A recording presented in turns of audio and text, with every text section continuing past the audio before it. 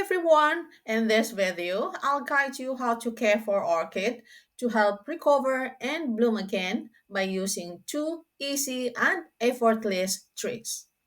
First, check for any rotten roots. Remove any yellow or rotten leaves on your plant. Then we will use two garlic cloves as a natural way to keep orchids healthy without chemicals because garlic contains allicin, a compound that effectively kills bacteria, fungi, and repels pests. To prepare the solution, cut the garlic into small pieces, put in a jar, and add 300 ml of water. Blend the garlic to release its nutrients faster. After blending, filter out the solids. Add 700 ml of water to dilute the solution. You can water the solution into the base of the plants and use the garlic water to wipe the leaves to prevent fungi and pests on the leaf surface. To provide the plant with nutrients for recovery, let's mix a natural fertilizer for the orchid.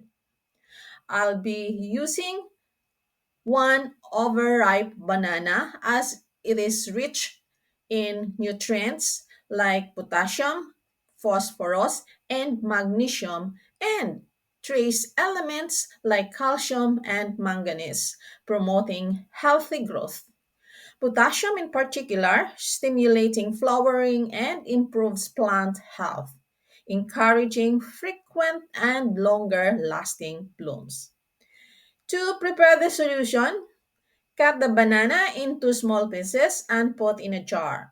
Next, add 3 bags of tea ginger, which is good to care for the orchids post blooming, as it contains essential nutrients like potassium, phosphorus, and magnesium, supporting robust orchid growth. Then, pour 500 ml of boiling water, cover it, and wait until the water cools.